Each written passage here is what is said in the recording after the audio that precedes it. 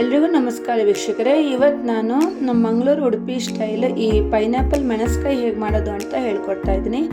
ತುಂಬ simple recipe but ತುಂಬಾ ಟೇಸ್ಟಿಯಾಗಿರುತ್ತೆ. ಬನ್ನಿ ನೋಡೋಣ ಹೇಗೆ ಮಾಡೋದು ಅಂತ. ಫಸ್ಟ್ ಏನು ಮಾಡಬೇಕಂದ್ರೆ ಇದು ಅರ್ಧ ಪೈನಾಪಲ್ ನಾನು ಈ ರೀತಿ ಕಟ್ ಮಾಡಿದ್ದೀನಿ. ಸಿಪ್ಪೆನೆಲ್ಲ ತೆಗೆದು ನೀಟಾಗಿ ಈ ರೀತಿ ಕಟ್ ಮಾಡಬೇಕು. ಆಮೇಲೆ ಏನು ಮಾಡಬೇಕಂದ್ರೆ ಈ ಕಟ್ ಮಾಡಿರೋದು ಏನು ಇದೆಯಲ್ಲ ಪೈನಾಪಲ್ಲು, ಇದು ಒಂದು ಬಾಣಲೆನಲ್ಲಿ ಹಾಕ್ಕೊಂಡು ನೋಡಿ ಇದಕ್ಕೆ ಇವಾಗ 1 ಕಪ್ ನೀರು ಹಾಕಬೇಕು. ಅಂದರೆ ಇದು ಎಷ್ಟು ಒಳಗಡೆ ಹೋಗುತ್ತೆ ಅಷ್ಟು ನೀರು ಹಾಕಬೇಕು.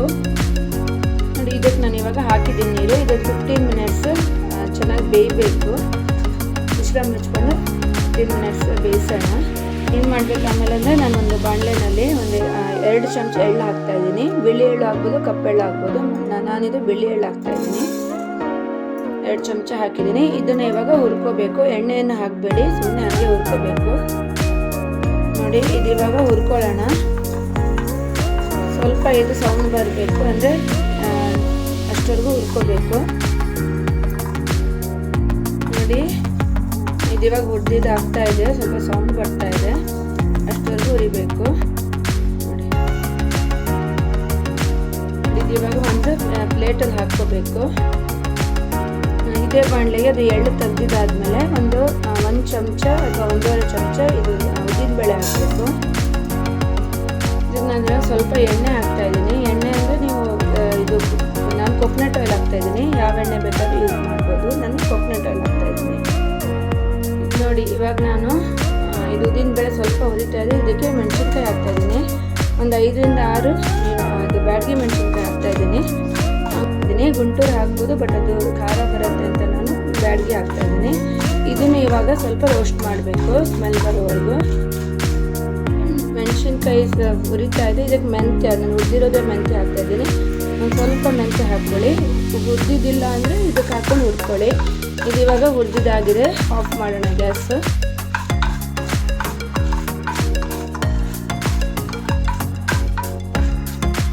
ಇದಕ್ಕೆ ಲಾಸ್ಟಲ್ಲಿ ಗ್ಯಾಸ್ ಆಫ್ ಆದಮೇಲೆ ಒಂದು ಸ್ವಲ್ಪ ಇದು ಹಾಕ್ಕೊಳ್ಳಿ, ಅರಿವೆ ಸೊಪ್ಪು ಹಾಕ್ಕೊಳ್ಳಿ.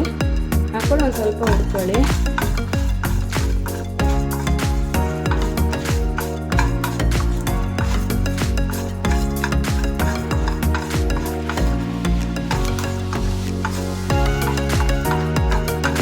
ಇವಾಗ ಏನು ಮಾಡಬೇಕಂದ್ರೆ ಮಿಕ್ಸರಲ್ಲಿ ಹುರಿದಿಟ್ಕೊಂಡಿರೋ ಎಳ್ಳು, ಆಮೇಲೆ ಉದ್ದಿನಬೇಳೆ, ಮೆಣಸಿನ್ಕಾಯಿ, ಮತ್ತು ಇದು ಮೆಂತ್ಯ ಮತ್ತು ಕರಿಬೇವು ಎಲ್ಲ ಹಾಕಬೇಕು. ನೋಡಿ ಇವಾಗ ಮಿಕ್ಸರಲ್ಲಿ ಇದೆಲ್ಲ ಹಾಕಿದ್ದೀವಲ್ಲ ಹುರಿದಿರೋದು, ಇದಕ್ಕೇನೆ ಒಂದು ಅರ್ಧ ಕಪ್ ಅಷ್ಟು ಇದು ಕಾಯಿ ತುರಿ ಹಾಕ್ಕೋಬೇಕು.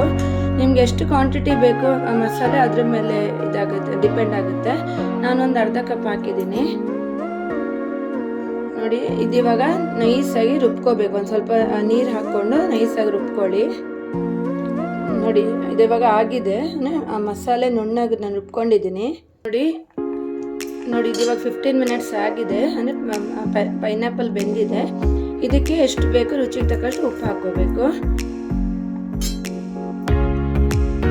ನೋಡಿ ಉಪ್ಪು ಹಾಕಿದ್ಮೇಲೆ ಹುಣಸೆ ಹುಳಿ ಹಾಕ್ಕೊಳ್ಳಿ.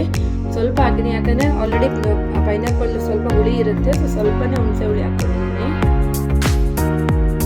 ನೋಡಿ ಇದಕ್ಕೆ ಹುಣಸೆ ಹುಳಿ ಹಾಕಿದ್ಮೇಲೆ ಸ್ವಲ್ಪ ಇದು ಬೆಲ್ಲ ಹಾಕ್ಕೊಳ್ಳೋಣ. ಬೆಲ್ಲ ಎಷ್ಟು ಬೇಕು ಅಷ್ಟೇ, ಸ್ವಲ್ಪ ಸ್ವೀಟ್ ಆಗಬೇಕಿದು. ಸೊ ಒಂದು ಅರ್ಧ ಕಪ್ಪಷ್ಟು ಹಾಕಿದ್ದೀನಿ, ಚಿಕ್ಕ ಕಪ್ಪಲ್ಲಿ. ನೋಡಿ ಬೆಲ್ಲ ಹಾಕಿದ್ಮೇಲೆ ಒಂದು 10 ನಿಮಿಷ ಚೆನ್ನಾಗಿದ್ದು ಬಾಯ್ಲ್ ಆಗಬೇಕು. ಅಂದರೆ ಒಂದು ಸ್ವಲ್ಪ ಅಂಟು ಥರ ಆಗಬೇಕು, ಅದು ನೀರೆಲ್ಲ ಮೆಲ್ಟಾಗಿ ಅಷ್ಟು ಚೆನ್ನಾಗಿದ್ದು ಒಂದು 10 to 15 ಮಿನಿಟ್ಸ್ ಮತ್ತೆ ಇದು ಬಾಯ್ಲ್ ಆಗಬೇಕು.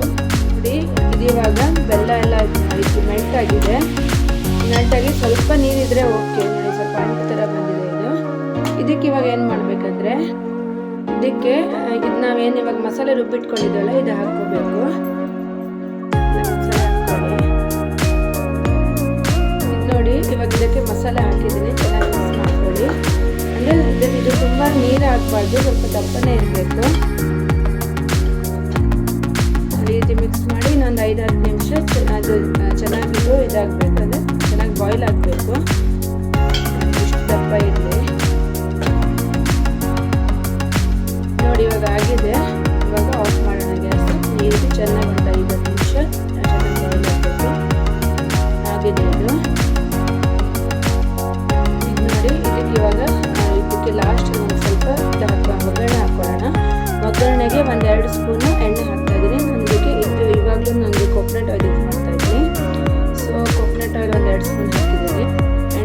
ಆಮೇಲೆ ಒಂದೆರಡು ಚಮಚ ಸಾಸಿವೆ ನೋಡಿ. ಸಾಸಿವೆ ಹಾಕಿದ್ಮೇಲೆ ಇದು ಹಾಕೋಬೇಕು, ಸ್ವಲ್ಪ ಇದಾಗಬೇಕಲ್ವ, ಸ್ವಲ್ಪ ಹಾಕೋಬೇಕು. ಬೇಕಾದ್ರೆ ಮೆಣಸಿನ್ಕಾಯಿನೂ ಹಾಕ್ಬೋದು, ನಾನು ಹಾಕಿಲ್ಲ.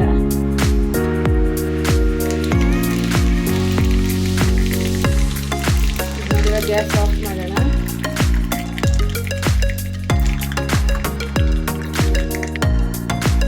ನೋಡಿ ಇದಕ್ಕೆ ಹಾಕೋಬೇಕು. ನೋಡಿ ಇವಾಗ ಆಗಿದೆ. ಇಷ್ಟ ಆದರೆ ಆಯಿತು. ಇದು ಅನ್ನದ ಜೊತೆ ತುಂಬಾ ಇದು ಟೇಸ್ಟಿಯಾಗಿರುತ್ತೆ. ನೀವು ಇದು ಒಂದ್ಸತಿ ಟ್ರೈ ಮಾಡಿ ನೋಡಿ. ಈ ರೀತಿ ಆಗುತ್ತೆ.